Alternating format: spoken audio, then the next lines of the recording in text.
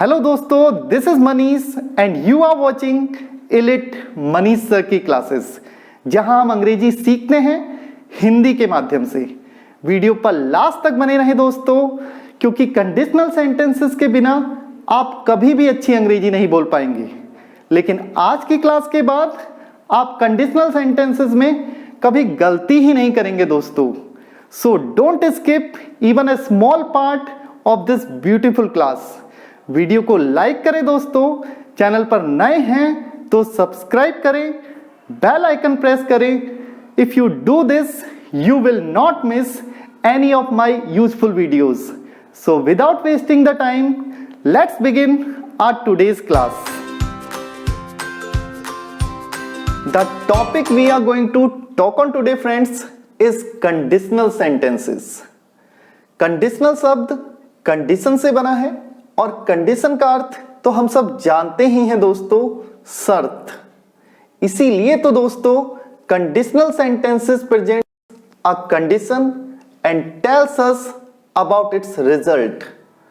ऐसे वाक्य सामान्यतः if या in case से शुरू होते हैं and we all are familiar with these words. They mean यदि या फिर अगर. Conditional sentences include two clauses. अब आप कहेंगे ये clauses क्या होते हैं?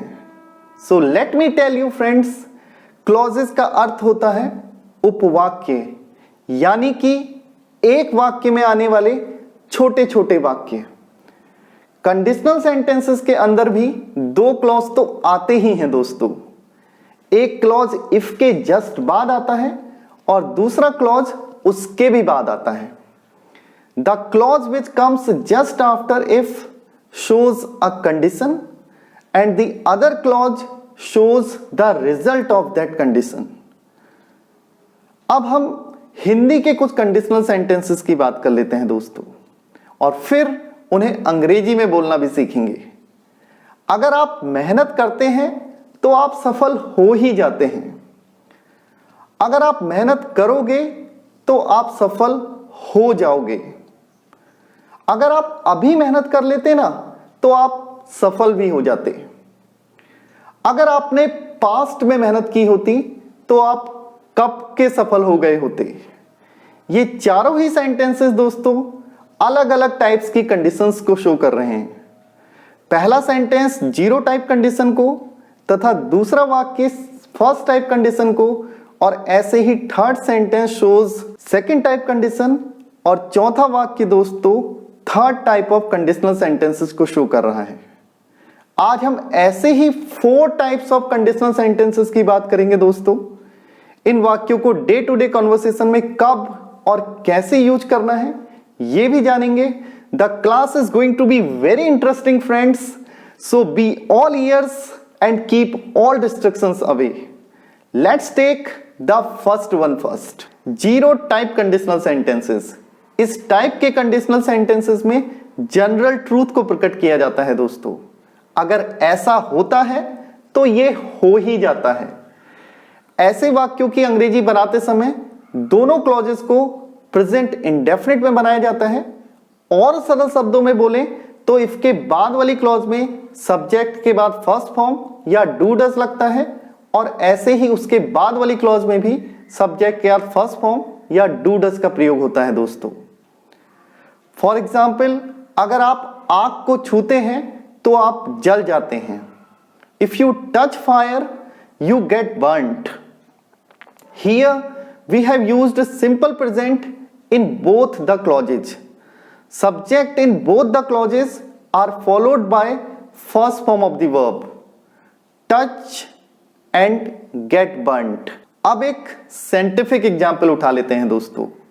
यदि आप पानी को 100 डिग्री सेल्सियस से ऊपर गर्म करते हैं तो वह उबलने लगता है। If you heat water above 100 degrees Celsius, it starts boiling. Here again we have used first form in both the clauses. पहले वाली क्लॉज में heat का प्रयोग हुआ है, और दूसरे वाली क्लॉज की फर्स्ट फॉर्म start में हमने s और ऐड कर दिया है दोस्तों, because it is a singular subject and singular subject in present indefinite is always followed by first form then s और es। अब बात कर लेते हैं दोस्तों फर्स्ट टाइप कंडीशनल सेंटेंसेस की, जिनमें आने वाली कंडीशन फ्यूचर से रिलेटेड होती है, विच इज क्वाइट पॉसिबल। अगर ऐसा होगा तो ऐसा हो जाएगा। अगर आप मसूरी जाएंगे तो मैं भी चलूंगा। ऐसे वाक्यों को अंग्रेजी में बोलते समय दोस्तों इफ क्लॉज को प्रेजेंट इंडेफिनिट में और रिजल्ट क्लॉज को सामान्यतः फ्यूचर इंडेफिनिट में बनाया जाता है। If you go to Mussoorie I will also go. In very easy words if clause में सब्जेक्ट के बाद फर्स्ट फॉर्म और रिजल्ट क्लॉज में विल के साथ फर्स्ट फॉर्म का प्रयोग किया जाता है दोस्तों। In this rule we can replace will with other modals like can, may, must etcetera according to sense. आइए अब फर्स्ट टाइप कंडीशन के एक और सुंदर से एग्जाम्पल को देख लेते हैं दोस्तों। यदि वर्षा होगी तो हम विद्यालय नहीं जाएंगे। If it rains we will not go to school. This brings me to our second type of conditional sentences. Here I want your keen attention friends, क्योंकि अच्छे स्पीकर्स भी सेकेंड टाइप और थर्ड टाइप कंडीशनल सेंटेंसेस के फर्क को नहीं समझ पाते और अंग्रेजी बोलते समय गलती कर ही देते हैं दोस्तों। Second type of conditional sentences present से रिलेटेड हाइपोथेटिकल कंडीशन को दिखाता है दोस्तों। दूसरे शब्दों में कहें तो ये प्रेजेंट में की गई इमेजिनेशन को शो करता है। अगर अभी ऐसा होता तो ये हो जाता। दो it's difficult yet it's not impossible. अगर अभी आप पास्ता बनाते ना तो मैं भी खा लेता। In these sentences if clause is made in past indefinite और दूसरे वाले क्लॉज में वुड के साथ फर्स्ट फॉर्म का प्रयोग किया जाता है दोस्तों। If you made pasta I would also eat. तो हमारा सेकेंड टाइप कंडीशनल सेंटेंसेस का रूल हो जाएगा दोस्तों if plus subject plus second form comma subject plus would plus first form. इस रूल में वुड के स्थान पर हम सेंस के अनुसार कुड, माइट या मस्ट का भी प्रयोग कर सकते हैं दोस्तों। अब सेकेंड टाइप कंडीशन से रिलेटेड कुछ डे टू डे एक्सपीरियंसेस की बात कर लेते हैं दोस्तों, जो आपके साथ भी जरूर हुए ही होंगे। आप मार्केट जाते हैं और आपको एक जीन्स पसंद आ जाती है which costs ₹2000 and you have only 1500 in your pocket. What happens then? आपके मुंह से तुरंत निकलता है अगर मेरे पास 500 रुपए और होते ना तो मैं इस जीन्स को खरीद ही लेता। If I had 500 rupees I would purchase this jeans. Here had is the second form of main verb have. एक एग्जाम्पल पॉलिटिक्स से उठा लेते हैं दोस्तों। हम अपने डे टू डे कन्वर्सेशन में नेताओं को तो कोसते ही रहते हैं दोस्तों, और अपोजिशन के लीडर्स को बोलते सुना भी है हमने, अगर मैं प्रधानमंत्री होता तो कोरोना पेंडेमिक को ज्यादा अच्छे से सुलझाता। If I were the prime minister I would handle this corona pandemic in a better way.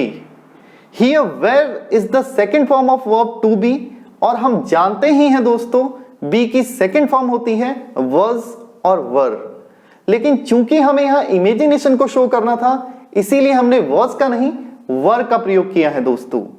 To show imagination we use were with all the subjects. Now let's discuss the third type of conditional sentences, जो past से related hypothetical condition को दिखाता है दोस्तों। अगर past में ऐसा हुआ होता तो वैसा हो गया होता। अगर मेरे पास धन होता तो मैं अमेरिका जा चुका होता। It is something which is not possible now. ऐसे सेंटेंसेस में इफ क्लॉज को पास्ट परफेक्ट में और रिजल्ट दिखाने वाली क्लॉज में वुड हैव के साथ थर्ड फॉर्म का प्रयोग किया जाता है दोस्तों। Here would can be replaced by could, might और मस्ट अकॉर्डिंग टू सेंस।